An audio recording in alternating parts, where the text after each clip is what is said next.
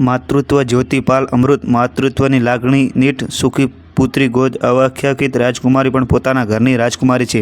તે સંગીતા અને નીતિનનું એકમાત્ર સંતાન છે. તેમના લગ્નને 22 વર્ષ વીતી ગયા હતા, પરંતુ તેમને પોતાનું સંતાન નહોતું. તેણે બાળક દત્તક લેવાની ઈચ્છા સાથે સંસ્થાનો પણ સંપર્ક કર્યો હતો, પરંતુ ત્યાંનો નિયમ એવો હતો કે બાળક જે ઈચ્છે તે પસંદ કરી શકે.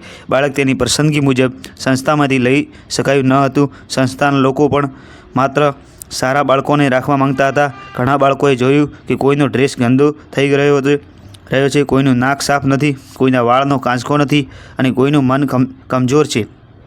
કાદવમાં રમતા એ માસૂમ બાળકો પ્રત્યે મને પ્રેમ કરતાં વધુ દયા આવી. પિતા વિના માતા એકલી કમાઈ શકે છે, ઘરનું કામ કરી શકે છે અને સારો ઉછેર પણ કરી શકે છે. કેટલાક લોકો એકલા પણ પોતાની સંભાળ રાખે છે, પણ ખરું અહીં મા બાપનો પડછાયો બહુ મહત્ત્વનો છે.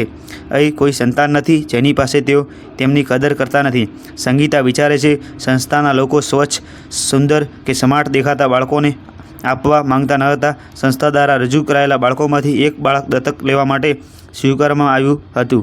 હવે કેટલીક સમસ્યા હતી, તે ત્યાંની શરતો હતી. નીતિનનું અંગત કામ હતું, તે બાળકોનો ઉછેર કરવામાં સક્ષમ હતો, પરંતુ એક સમસ્યા હતી કે તે ભવિષ્યમાં પરિસ્થિતિ સારી રહેશે કે નહીં તે કહી શકતો ન હતો. તેથી તે ફરીથી ત્યાં ગયો નહીં જ્યાં દુકાન હતી. ત્યાં તેણે એક નોકરાણી દુકાનના ફ્લેટમાં ખાવાનું રાંધવા આવતી હતી. તેની રખાત રીથા સંગીતાની દુકાને અવારનવાર આવતી હતી. અનિતા પાસે આવીને રીથાએ પૂછ્યું, રીથા, અનિતા તે જમવાનું બનાવ્યું છે? અનિતા, હા મેડમ, મારે તમને એક વાત પૂછવી હતી.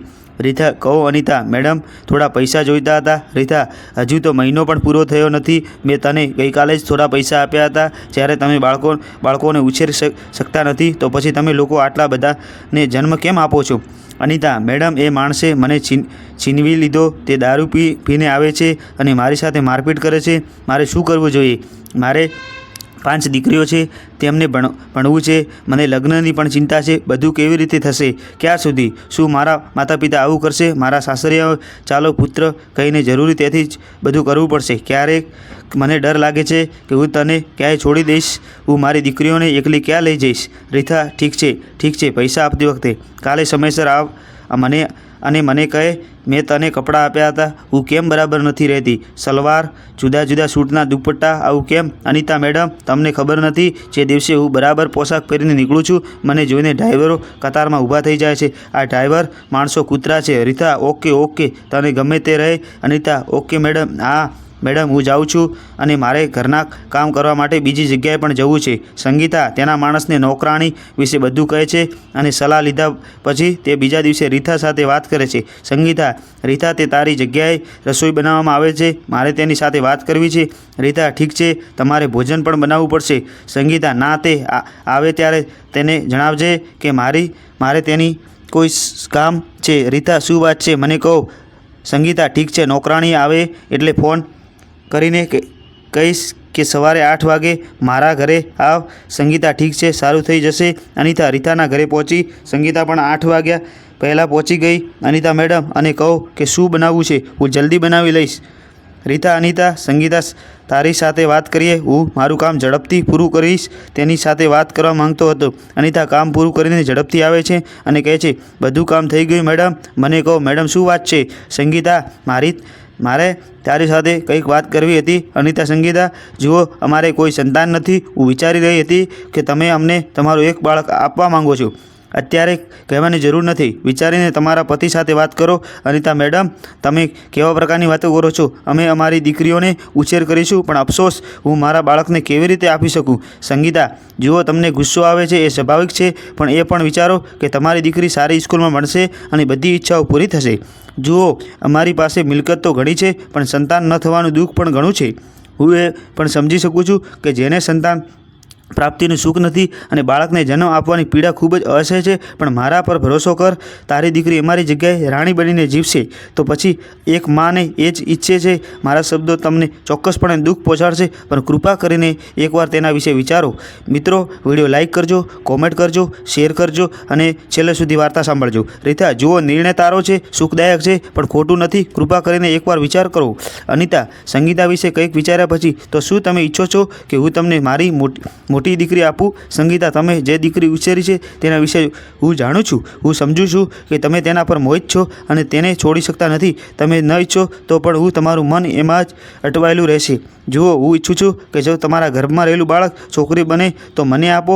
જો તે છોકરો હોય તો તમે તેને રાખી શકો છો, પણ હું ઈચ્છું છું કે જો તે દીકરી હશે તો તેને સ્તનપાન પણ નહીં કરાવે. હું નથી ઈચ્છતી કે તને તકલીફ પડે અથવા પછીથી આસક્તિ કારણે તારી વાર્તા પર પાછા જવું પડે. જેટલો સમય જરૂર છે તે તો લો. ઘર પર કાળજીપૂર્વક વિચારો. મને કોઈ ઉતાવળ નથી. બધા ઘરોમાં ભોજન બનાવીને અનિતા ઘરે પહોંચી ત્યારે તેની મોટી દીકરી રસોઈ બનાવી રહી હતી. બે દીકરીઓ અંદરો-અંદર લડી રહી હતી અને નાની ફરિયાદ કરતી હતી. માં, જુઓ, તે મારી બધી વસ્તુઓ ખાઈ ગઈ અને મને થોડી જ છોડી દીધી ગઈ. તેને તેની વસ્તુ ખાવા કહો.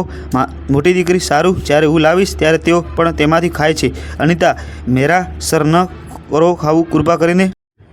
ત્યારે તેઓ પણ તેમનાથી ખાય છે. અનિતા: મેરા સર ન ખાઓ માં, કૃપા કરીને શાંત થાઓ. પૂજા અને આસક્તા ક્યાં ગયા? સૌથી નાની પુત્રી અને તેના મિત્રો સાથે બહાર રમે છે અને મને તેની સાથે ખવડાવતી નથી. તે કહેતી હતી કે અમે તેને ખવડાવીશ નહીં અને રમવાનું આવડતું નથી. પછી અનિતાએ પતિ દારૂના નશામાં આવે છે અને અનિતા જાણતી હતી કે તેને સવારે ઉઠતાની સાથે જ દારૂ પીવાની જરૂર હતી. અનિતા સવારે સંગીતા જે બન્યું તે બધું કહ્યું. અનિતાને પતિ કહે છે એમને દીકરી જોઈતી નથી. અમારી દીકરી ત્યાં ખુશ રહેશે તો વાંધો શું છે?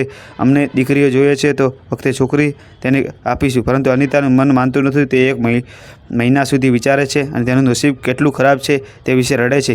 દીકરો હોત તો તે સારે આ દિવસે જોવા ન પડત. અનિતા સકારાત્મક વિચારીને કદાચ આ વખતે આપણને પુત્ર થશે. કોઈ પણ રીતે અમારી દીકરીઓ અમારી છે. તે ગરીબ છોકરી પણ સારી રીતે ખવડાવશે અને જો તે મોટા ઘરમાં રહે તો આરામદાયક રહેશે. અન્યથા તમારે અહીં તો ઉતરાણ પહેરવું મળશે અને તમને ભરપૂર ભોજન પણ મળશે. આ વિચારીને તે પોતાના મનને મનાવી લે છે અને દીકરીને જન્મ આપવા માટે રાજી થઈ જાય છે. આ સમાચાર સાંભળીને સંગીતા પણ ખુશ થઈ જાય છે. સંગીતા એક દિવસ હોવાનું વિચારે છે અને અનિતા વિચારે છે કે આ વખતે તેને એક દીકરો થશે. સંગીતા અનિતાને એક મોટી હોસ્પિટલમાં લઈ જાય છે અને તેની સંભાળ લેવા માટે તેને પૈસા પણ આપે છે, પરંતુ તે પૈસાનો ઉપયોગ ઘરના ખર્ચ માટે કરે છે. 4 મહિના પછી અનિતા એક દીકરીને જન્મ આપે છે, પરંતુ સંગીતા તેને લઈ જાય છે અને તેને થોડા પૈસા પણ આપે છે. અનિતા તે જોઈને મન કરે છે પણ અટકી જાય છે. પોતાને સાંત્વના આપે છે. સંગીતા ખૂબ ખુશ છે.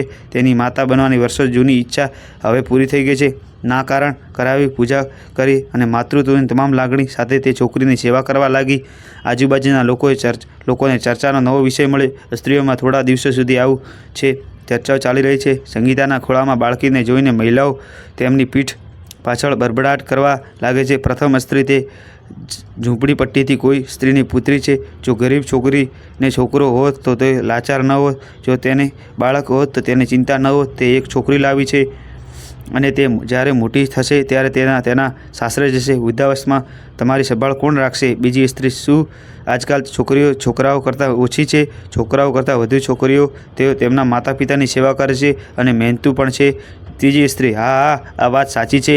આજકાલ છોકરાઓ કરતાં છોકરીઓ વધુ પ્રગતિ કરે છે. હવે જમાનો પહેલાં જેવો નથી રહ્યો. પ્રથમ સ્ત્રી: અરે રે, મેં જાતે જોયું છે કે છોકરી શ્યામ અને ખૂબ જ નબળી છે. નસીબ સારું છે કે છોકરી ઝૂંપડપટ્ટીમાં જન્મી છે અને અહીં આવી છે. અહીં સંભાળ પણ સારી રીતે રહેશે. બીજી સ્ત્રી: તમે જે પણ બોલો છો તે ઘરમાં હાસ્ય ગુંજશે અને ગરીબ છોકરીનો સમય પણ કપાઈ જશે. તે દરરોજ ખરીદી કરવા જાય છે અને તેની ખરીદી ક્યારેય પૂર્ણ થતી નથી. પણ જેમને સંતાન નથી તેઓ જાણે છે કે તેમના દિલમાં શું ચાલી રહ્યું છે.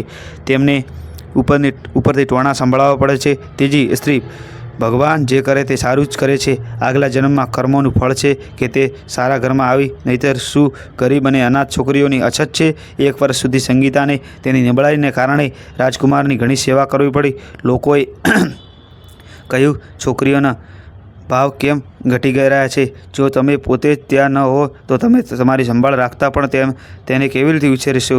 પરંતુ આખરે સંગીતાની મહેનત રંગ લાવી અને પ્રિન્સેસની ઉતાવળની પુષ્ટિ થઈ, જેના કારણે તેનો રંગ પણ સુધર્યો હતો. સંગીતા સેવા તેની બાળકી સાથે માતા બનવાના તમામ આનંદો અનુભવ કરી રહી હતી જે જન્મ આપનારી માતા કરે છે. સમાજના મોટાઓની સાથે દરેક બાળકને ખબર હતી કે નીતિન અને સંગીતા અચાનક પ્રિન્સેસને ક્યાંથી લાવ્યા હતા. જ્યારે પ્રિન્સી થોડી મોટી થાય છે ત્યારે તે પાર્કમાં કેટલાક બાળકો સાથે રમે છે. પછી પ્રિન્સીને એક છોકરા પાસેથી ખબર પડી કે તેની દીકરી નથી. તે બધા રમકડા છોડીને તેની માતા પાસે રડતી જાય છે. સંગીતા આલિંગન આપીને શું થયું? કોઈને મને માર્યો? બોલો શું થયું? પ્રિન્સી, મમ્મી હું તમારી દીકરી નથી. તું મારી મમ્મી નથી. સંગીતા, તને કોણે કહ્યું? દરેક જણ જૂઠું બોલે છે. પ્રિન્સી રડતી, એવું નથી થયું. તમે ખોટું બોલો છો, રાહુલભાઈ જણાવી રહ્યા હતા. સંગીતા, ના એવું નથી, તે ખોટું બોલી રહ્યા હતો.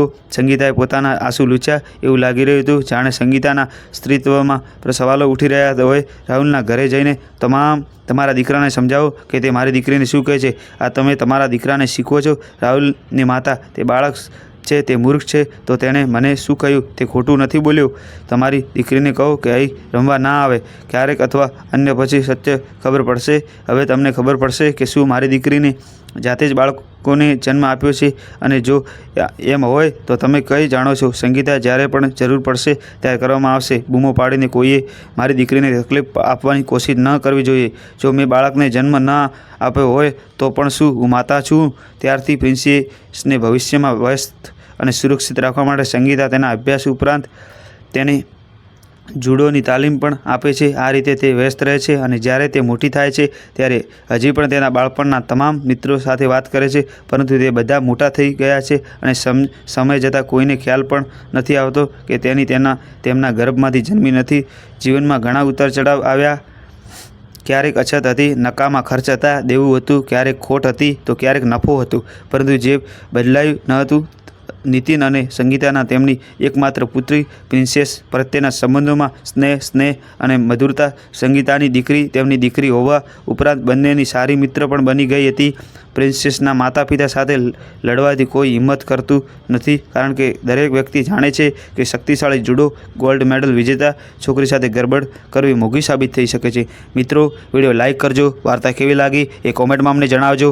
શેર કરજો. અમારી ચેનલ સાથે જોડાયેલા રહેજો, અને કોમેન્ટમાં જય શ્રી કૃષ્ણ લખવાનું તો ના જ ભૂલતા. મિત્રો, ખૂબ ખૂબ આભાર. દિલથી તમારો આભાર. ધન્યવાદ. જય જય ગરવી ગુજરાત. જય હિન્દ. જય ભારત.